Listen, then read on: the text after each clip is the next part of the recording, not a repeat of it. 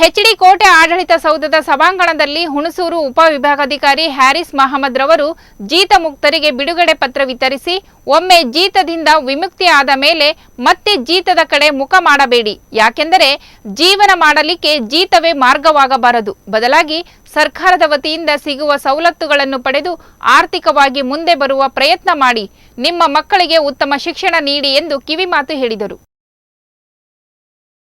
ಅಥವಾ ಮಾಲೀಕರು ಕಡೆ ಹೋಗಿ ಸಾಲ ತಗೊಂಡು 9 ತಿಂಗಳ 1 ವರ್ಷಕ್ಕೆ ಸಾಲ ತಗೊಂಡು ಸಂಬಳ ಬಿಟ್ಟು ಕೆಲಸ ಮಾಡಬಾರ್ದು. ನಾವು ಆಲ್ರೆಡಿ ವಿಕ್ಟಿಮ್ಸ್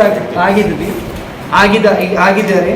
ನಮ್ಮ ಕೆಲಸ ಏನಿರ್ತದೆ, ನಮಗೆ ಪುನರ್ವಸತಿ ಕೊಡಬೇಕು. ಆ ಬಗ್ಗೆ ನಿಮಗೆ ಏನಾದರೂ ಕಂಪ್ಲೇಂಟ್ಸ್ ಇರಲಿ, ತಾವು ನೇರವಾಗಿ NGO ಮುಖಾಂತರನೂ ಅಪ್ರೋಚ್ ಆಗ್ಬೋದು. ಆದರೂ ನೇರವಾಗಿ ಉಪವಿಭಾಗಾಧಿಕಾರಿಗೆ ಅಥವಾ ತಹಸೀಲ್ದಾರ್ಗೆ ಅಪ್ರೋಚ್ ಆಗ್ಬೋದು.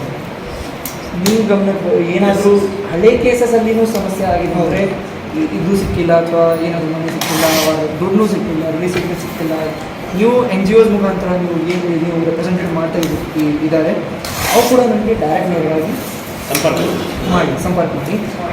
ನೀವು ಕೂಡ ಬೇಕಂದರೆ ನನಗೂ ಡೈರೆಕ್ಟಾಗಿ ಸಂಪರ್ಕ ಮಾಡಬಹುದು. ಬಟ್ ನನ್ನ ರಿಕ್ವೆಸ್ಟ್ ಏನಿದೆ, ತಮಗೆ ನಾವು ರೆಸ್ಕ್ಯೂ ಮಾಡಿದ್ದೀವಿ, ಈಗ ರಿಲೀಸ್ ಸರ್ಟಿಫಿಕೇಟ್ ಕೊಟ್ಟಿದ್ದೀವಿ ಮತ್ತು ನಿಮ್ಮ ರಿಹ್ಯಾಬಿಲಿಟೇಷನ್ ಪ್ರೋಸೆಸ್ ನಡೀತಾ ಇದೆ. ಇನ್ನೊಂದು ಸತಿ ಅಲ್ಲಿ ವಾಪಸ್ ಹೋಗಬಾರ್ದು.